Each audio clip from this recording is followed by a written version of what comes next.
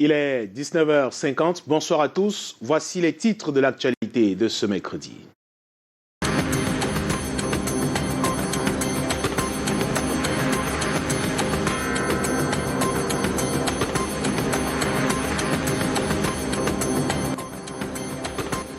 À la une ce soir, la colère des églises dites réveillées face à l'interpellation du ministre de l'administration territoriale. Certaines congrégations religieuses se disent marginalisées par le gouvernement. Paul Atangandi menace de fermer ces églises dites de réveil qui ne respectent pas les mesures barrières contre le Covid-19 et qui recommandent parfois à leurs fidèles de ne pas porter des masques de protection. À la une également ce soir, la semaine sainte souillée au coronavirus, les fidèles confrontés à un véritable dilemme. Comment observer le Triduum pascal qui débute demain avec le Covid-19, le lavement des pieds et le chemin de croix et autres moments annulés dans des églises. Ces églises qui essaient de trouver des astuces pour assurer une Pâque gaie en contexte difficile aux fidèles. Que se passe-t-il exactement au stade Olembe à Yaoundé? Alors que certaines informations annoncent l'abandon du chantier de construction de ce stade depuis des mois, les responsables tentent de rassurer en parlant des travaux effectués à plus de 90%. À 8 mois de la Coupe d'Afrique des Nations, des voix s'élèvent autour de ce chantier. Dans l'actualité également ce soir, Laurent Gbagbo et Charles Blé Goudé acquittés par la Chambre d'appel de la Cour pénale internationale. La juridiction confirme la décision de première instance rendue en janvier 2019. L'ancien président ivoirien et l'ex-chef des Jeunes Patriotes sont donc libres. Voilà pour le sommaire.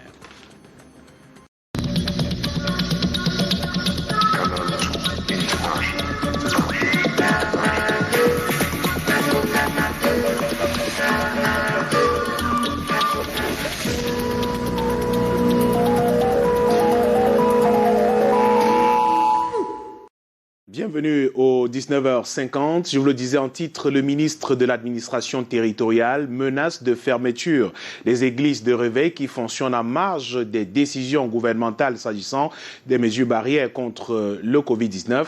Une sortie qualifiée de marginale par des hommes de Dieu qui disent respecter la feuille de route imposée par le gouvernement, malgré la présence, dit-il, des brebis galeuses et le non-accompagnement du ministère, comme avec d'autres obédiences religieuses. Ceux-ci tentent tant bien que mal, disent-ils encore, de respecter ces mesures barrières. Robert Chalitok, Thierry Nana ont rencontré quelques hommes de Dieu cet après-midi à Douala. Face aux multiples dérives constatées autour des mesures barrières contre la propagation de la Covid-19 dans les églises réveillées, Paul Atangandi appelle à la fermeture des églises qui tiennent un discours contraire à celle du gouvernement. La lecture qu'il a faite n'est pas entièrement fausse. Tant il est vrai que dans tout corps de métier, il peut transparaître de mauvaises graines. Pourtant, ces églises, qui sont aujourd'hui tensées par le gouvernement, disent ne jamais avoir reçu un accompagnement de ce dernier. Il y a pratiquement un an, ce même ministre a distribué les dons du chef de l'État aux autres confessions religieuses, dont les catholiques, les protestants, les musulmans. Il ne nous a pas donné. Alors cela nous prouve encore à suffisance que nous ne sommes pas intégrés d'abord dans cette grande communion de confessions religieuses et nous ne sommes pas considérés comme un groupe social homogène au même titre que les autres. Pour certains hommes de Dieu, à lire entre les lignes, la sortie du ministre Paul Atangandi du 24 mars 2021 serait la traduction pure et simple de la marginalisation de l'église de réveil. Nous nous sommes rendus compte une fois de plus que nous sommes indexés, nous sommes marginalisés, nous sommes stigmatisés. Il a fallu que pour une telle initiative, pour mener à bout sa mission, que lui, il convoque, n'est-ce pas, les têtes de proue des églises et qu'il leur présente la situation afin de solliciter une remise en cause et un réaménagement de comportement. Parcourir les églises de réveil, le constat est clair, le dispositif est présent comme édicté par le gouvernement. Nous veillons à garder la distance entre les fidèles, et pendant tous nos cultes, les fidèles ont les masques. Toutefois, la sortie du ministre Paul Atangandi pose la problématique de l'autorité, de la responsabilité au sein des églises de réveil. Dans le même temps, la communauté chrétienne entame dès demain, jeudi, le Triduum Pascal, événement qui précède la fête de Pâques. Pas de grande manifestation cette année.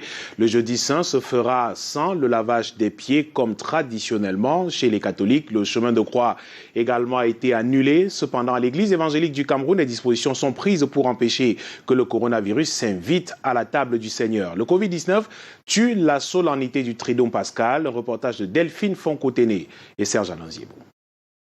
Pilate, ayant reconnu l'innocence du Fils de l'homme, cède à la pression populaire et livre Jésus aux soldats. Il sera crucifié selon les Saintes Écritures ce jeudi saint. Monseigneur l'archevêque a instruit de ne pas procéder au lavement des pieds. La Covid-19 affecte cette célébration. Les activités qui l'ont toujours meublée seront réduites à l'essentiel. Dans l'église catholique, par exemple, la danse traditionnelle des Sani qui célèbre la mort de Jésus ne se fera pas. Il a demandé de faire des chemins de croix en famille et de faire la passion toujours en respectant les mesures barrières. La liturgie de l'église sera célébrée comme telle, mais tout en évitant qu'il y ait des mouvements. Dans la grande famille Église évangélique du Cameroun et en l'occurrence à la paroisse de Mélène à Yaoundé, les mesures barrières sont renforcées. Des dispositions prises pour servir sainement la Sainte Seine.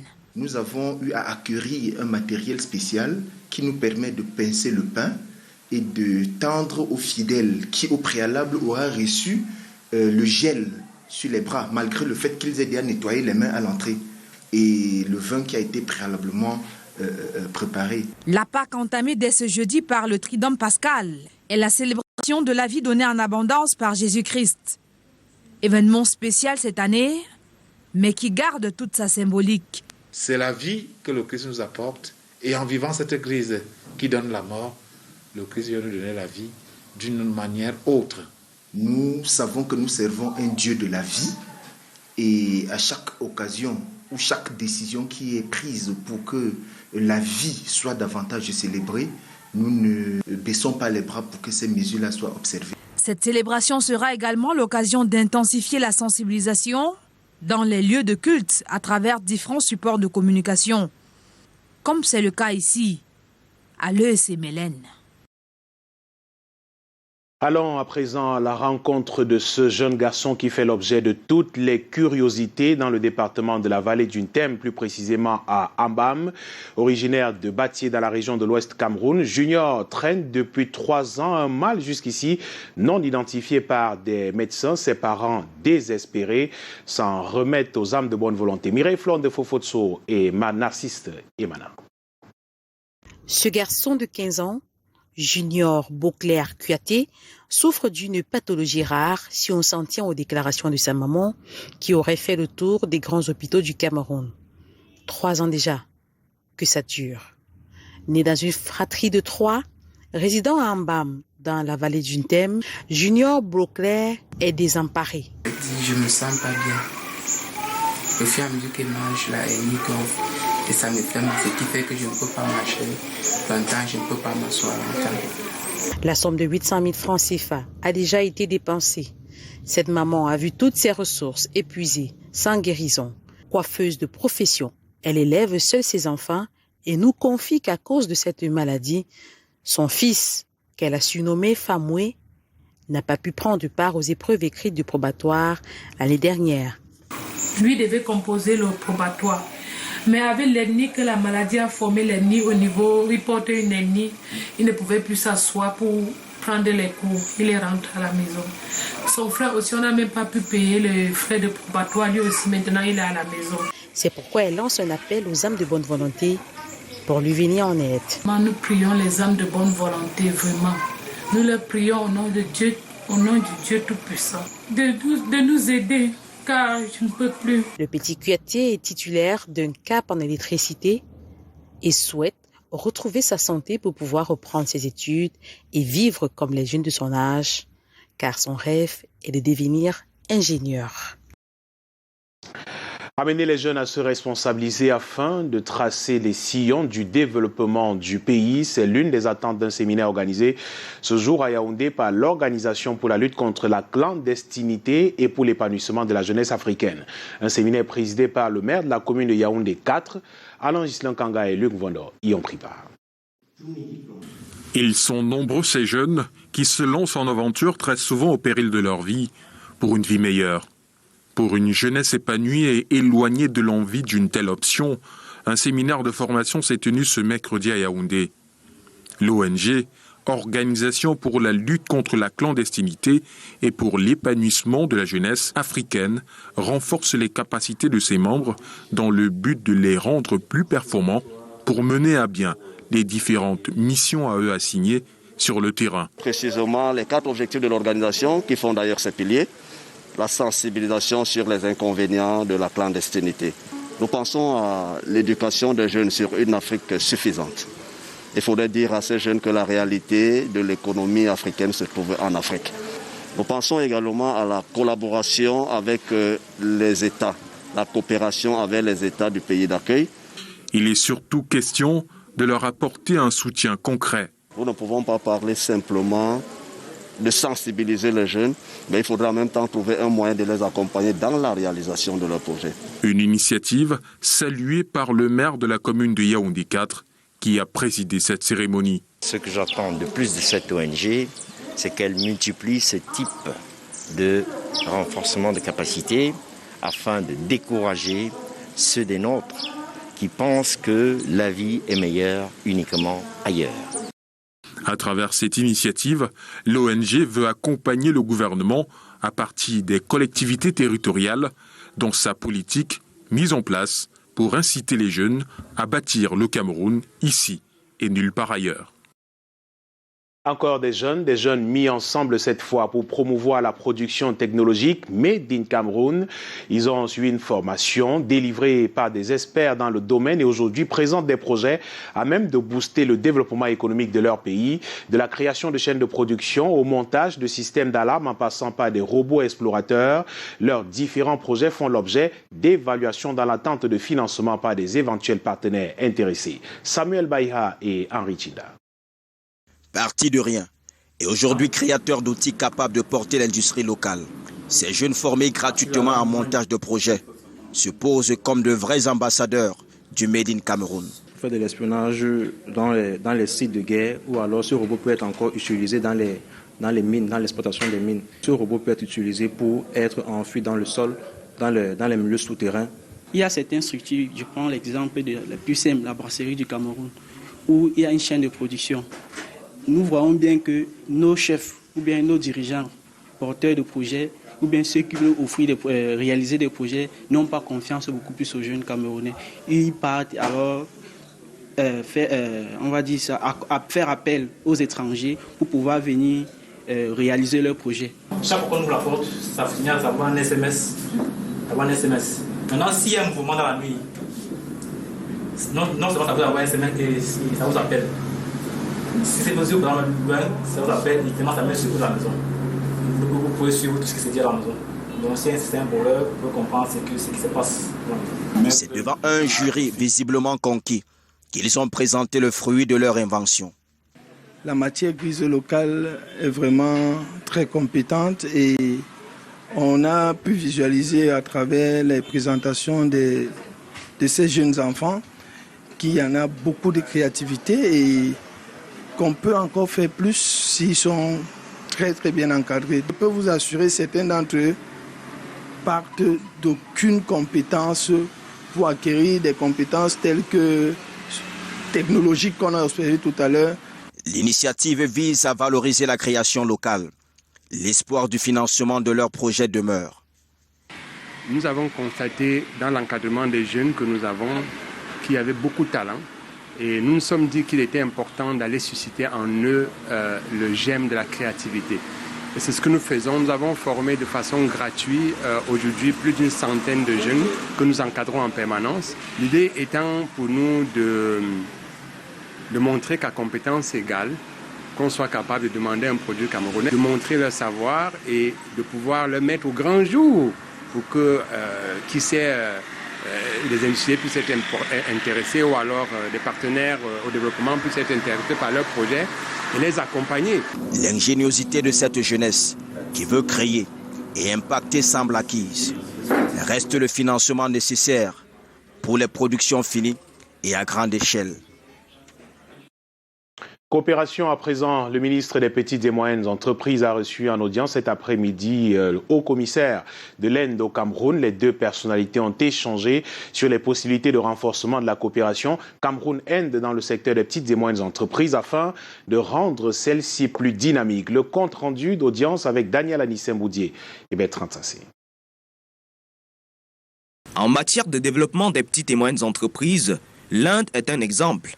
Le pays dispose d'un ensemble de programmes qui permettent de diversifier l'écosystème entrepreneurial. Son expérience dans l'innovation numérique et la créativité peuvent être bénéfiques pour le Cameroun.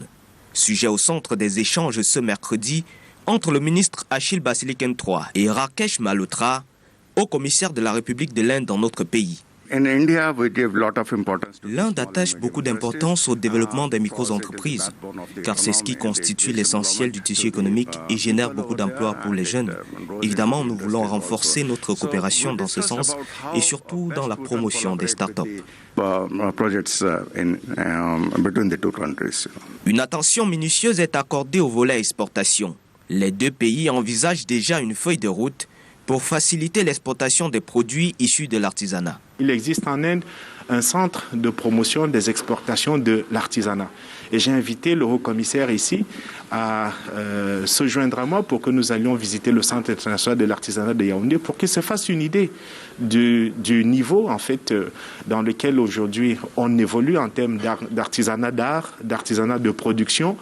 Et je pense qu'on va organiser très rapidement une réunion virtuelle avec les responsables de ce centre basé dans la capitale, à New Delhi, et certains des responsables ici et des associations chargées de l'artisanat. Le Cameroun veut s'inspirer de l'expérience indienne pour booster la croissance des PME locales. Également au menu des échanges, le renforcement des liens d'amitié entre Yaoundé et New Delhi. Et toujours en matière de coopération, l'ambassadrice du Brésil au Cameroun a eu une entrevue hier avec le président de la Chambre de commerce, d'industrie, des mines et de l'artisanat. Ce pays d'Amérique latine voudrait créer une zone de production et transformation du manioc dans notre pays, une nouvelle opportunité d'affaires bénéfique aux deux États. Samuel Baïha et Stéphane Binac. Les deux drapeaux flottent avec une intensité commune au-dessus du mât. Le Cameroun et le Brésil. Deux partenaires d'affaires aux ressources locales presque identiques. Des acquis que l'ambassadrice de ce pays d'Amérique latine et le président de la Chambre de commerce, d'industrie, des mines et de l'artisanat voudraient faire profiter aux deux États. Nous avons évoqué la coopération dynamique, positive entre le Cameroun et le Brésil. Elle nous a parlé également des projets qui ont été engagés au niveau du gouvernement avec notre pays sur le plan agricole. C'est le point focal sur lequel nous nous sommes arrêtés. Le Brésil nourrit le vœu de créer une zone de production et de transformation du manioc au Cameroun. C'est la quintessence des échanges à huis clos entre les deux parties. Nous savons qu'au Cameroun, le gouvernement a l'intérêt à promouvoir la modernisation et l'industrialisation du secteur agricole. Et nous voulons, travailler ensemble pour aider le Cameroun dans ce sens. Donc on peut parler de projets qu'on a maintenant, on travaille là-dessus, un projet dans le secteur de la riziculture, un projet dans la filière du coton, mais aussi l'idée de rapprocher surtout les hommes d'affaires. De bons auspices pour la relance économique de notre pays en pleine récession. Le Cameroun et l'Indonésie renforcent leurs liens de coopération. Ruben Raoul Ndjonou est le tout premier consul honoraire d'Indonésie au Cameroun. Il a reçu hier son ex-équateur des mains du gouverneur de la région du littoral en présence du gratin, du corps diplomatique du littoral et bien d'autres. Le leader dans le marketing de réseau connaît déjà des missions qui sont siennes et entend s'y atteler avec la passion nécessaire. Les précisions avec Charles Robert Itok et Thierry Nana. Un pays au paysage pittoresque, une culture luxuriante, un développement certain, l'Indonésie entend intensifier sa coopération avec le Cameroun. Pour ce faire, Ruben Raoul Ndjonou est fait consul honoraire d'Indonésie. L'une de ses missions est pour le renforcement de la coopération entre les deux pays, particulièrement dans les domaines du commerce, de l'investissement et du tourisme, à travers les contacts entre les hommes d'affaires. Le Cameroun a exporté en Indonésie du bois, des écorces de plantes, du coton et bien d'autres matières. Le champ de coopération ainsi ouvert laisse entrevoir de fortes perspectives pour lesquelles Yaoundé et Jakarta s'activent. Lorsqu'on vous confie une mission, il faut se battre pour avoir le maximum d'énergie pour ne pas trahir la mission. Ruben Raoul Diono, qui reçoit les équatures des mains du gouverneur de la région du littoral, Samuel Dieudonné Varadiboa, devra donc porter plus haut l'amitié et la coopération qui existent entre les deux pays. Une tâche déjà réussie pour les proches. Un leader d'impact et aujourd'hui, il a impacté beaucoup de vies à travers le monde et y compris moi. Et aujourd'hui, la nouvelle fonction qu'il occupe, je sais qu'il va assurer. C'est le drapeau de Bamena qui est au très haut comme ça là. Je suis très fier. Je suis venu là avec mes collègues apporter un peu de notre onction traditionnelle. La cérémonie a connu le gratin des corps diplomatiques résidant à Douala, des autorités administratives et bien d'autres. Diplômés en médecine, leader dans le marketing de réseau, c'est donc une tâche passionnante et pleine d'espérance qui est confiée aux natifs de Bamena. Le maçon reste attendu au pied du mur. Dans la plupart des établissements scolaires privés du Cameroun, les travailleurs tirent le diable par la queue, une situation inexpliquée pour des personnes à qui est confiée l'éducation des enfants et de la société. Le syndicat des travailleurs des établissements privés voudrait penser qu'il est temps de remédier à cette injustice pour ne pas voir le Cameroun scander l'émergence avec des enseignants immergés. Le Sinterspric est à Ebolova pour une difficile sensibilisation des administrations et enseignants sur les droits humains et syndicaux. Ambroise Foguet pour les précisions. Droits humains et droits syndicaux, deux exigences avérées pour une éducation de qualité.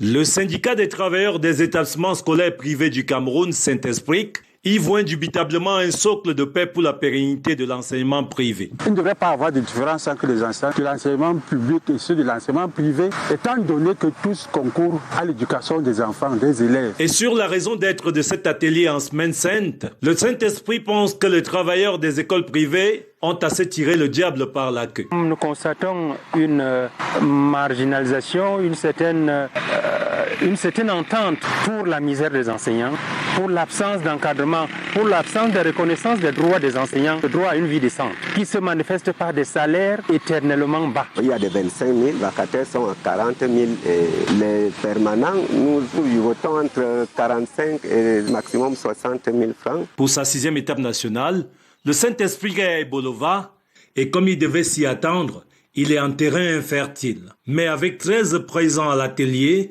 le syndicat vient de battre son propre record qui était de 4 participants dans le Sud. Voit désormais l'enseignant dans la perspective d'acteur de son devenir. C'est vers cet objectif qu'ont convergé les exposés de l'inspecteur du travail, du réseau des droits de l'homme en Afrique centrale et de la Caisse nationale de prévoyance sociale. Chaque travailleur a le droit d'appartenir au syndicat de son choix pour la défense de ses intérêts. L'enseignant du privé, syndiqué ou pas, doit se lever pour relayer ses déboires. Doit-on prétendre vouloir la paix au Cameroun en instituant ou en entretenant des situations d'injustice dans les établissements scolaires? Sinon, à défaut d'être incertaine, l'émergence du Cameroun risque de se faire, mais avec des enseignants immergés. Élection régionale dans le département de l'Amenois et l'ECAM entend mettre tout le paquet pour une élection libre et transparente. En ce qui concerne les représentants des chefs traditionnels de l'Amenois, la vice-présidente du conseil électoral y a séjourné pour s'assurer du bon déroulement de ce scrutin qui aura lieu dimanche 4 avril prochain à Tchang, où 3 bureaux ont été aménagés pour la circonstance au lycée classique de Tchang. Le reportage d'Éric Matani. Le 4 avril 2021, 158 chefs traditionnels du département de l'Amenois iront voter leurs représentants au Conseil régional de l'Ouest en ce qui concerne le commandement traditionnel. Les parties prenantes reconnaissent l'élection comme le seul moyen légitime de conquête du pouvoir en démocratie. Election Cameroun à cet effet s'est préparée pour une élection libre et transparente. Rendu au siège départemental de l'ECAM de l'Amenois, les listes des électeurs sont déjà affichées. Les dispositions pratiques vont bon train.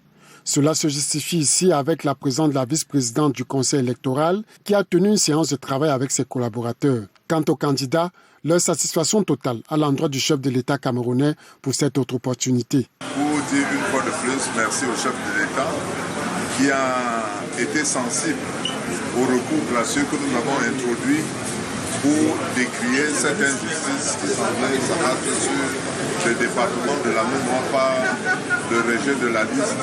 Dans les états-majors des candidats des deux listes, l'heure est à la mobilisation et à la concentration, question de convaincre les électeurs. De toutes les façons, on va à leur rencontre pour leur expliquer ce pourquoi nous voulons qu'ils nous accordent leur suffrage en leur disant voilà ce que nous entendons faire, telle ou telle chose, voilà c'est tout.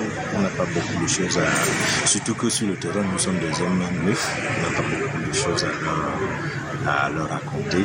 Pour cette élection régionale partielle dans le département de la Ménois, sous fond de Covid-19, et l'ECAM entend se déployer pour une élection sans contamination par le respect des mesures barrières.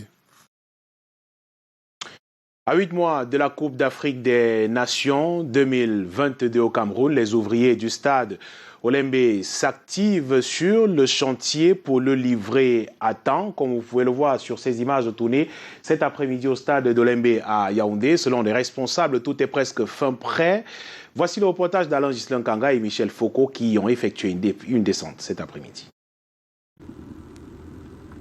Sur le chantier du stade Olembe, des ouvriers à la manœuvre. On s'attelle ici au dernier réglage.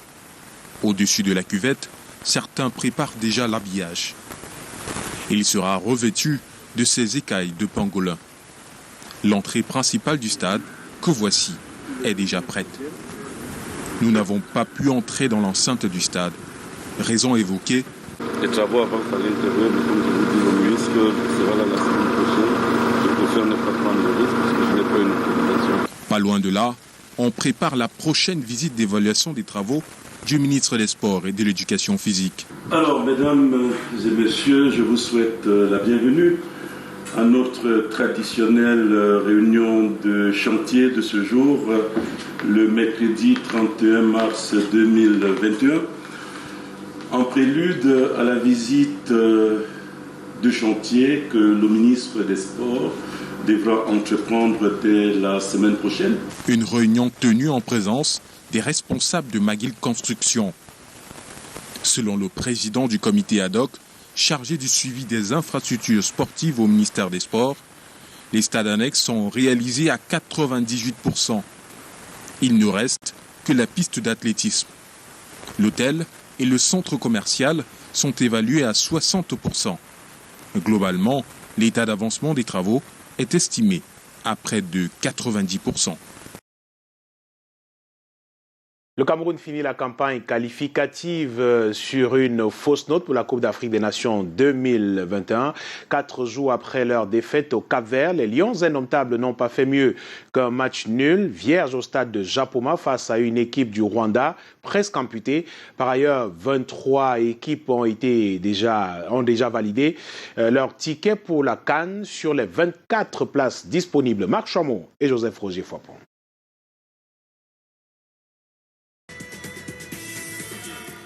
Les Lions indomptables devront montrer un tout autre visage que face au Rwanda à la maison, car de bien meilleurs.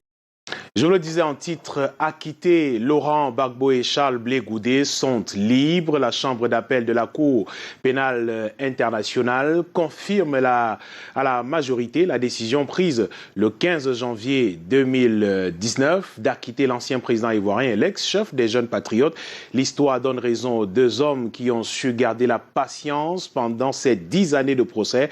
Après les humiliations, les deux hommes politiques peuvent désormais se mouvoir dans un pays de leur choix. La Côte d'Ivoire sera-t-elle la destination à venir? Demain, on saura mieux nous répondre. Samuel Bahia et Joseph Foipon. Le revers de la procureure Fatou Bensouda échoue au pied de la justice. Acquittés et lavés de tout affront, Laurent Gbagbo et Charles Blé Goudé sont libres. Après plus d'une heure et demie d'audience, vers 16h30, la chambre d'appel de la Cour pénale internationale confirme à la majorité la décision de la chambre de première instance, prise le 15 janvier 2019, d'acquitter l'ancien président ivoirien et l'ex-chef des jeunes patriotes de toute charge de crime contre l'humanité. Les deux poussent en direction du ciel. Laurent Gbagbo exprime la joie et salue la victoire. Sur le pavé de la CPI, c'est l'extase. Les dizaines de partisans venus soutenir la cause des deux hommes ne contiennent plus leur émotion. C'est l'épilogue pour cet interminable chapitre, auréolé d'humiliation et de détours incompris. Après 10 ans dans les couloirs de la CPI, acclamé haut et fort et sans jamais être entendu, je suis innocent. L'innocence, enfin au forceps, a été justifiée. Laurent Gbagbo et Charles Blé Goudé, traînés par la force des mains d'ingérence et froissés dans leur dignité, à cause de leur refus de plier l'échine devant les Occidentaux qui n'entendent que la raison de la servitude. C'est fait, le devoir des avocats accompli. Sans compromission, les deux hommes politiques recouvrent leurs droits. Ils pourront dès lors se rendre dans un état de leur choix. Les cœurs battent-ils déjà la chamade à Abidjan en Côte d'Ivoire? Laurent Gbagbo et Charles Blé Goudé prendront-ils pressé la route vers leur pays natal? L'avenir saura nous répondre. L'avenir saura nous répondre, Samuel Baya, et c'est sur ces mots que nous mettons en terme à cette édition du 19h50 ce mercredi. Au nom de toute l'équipe, je vous dis merci d'avoir suivi. Passez une très belle soirée sur notre antenne. Je vous retrouve demain, 19h50. Bonsoir.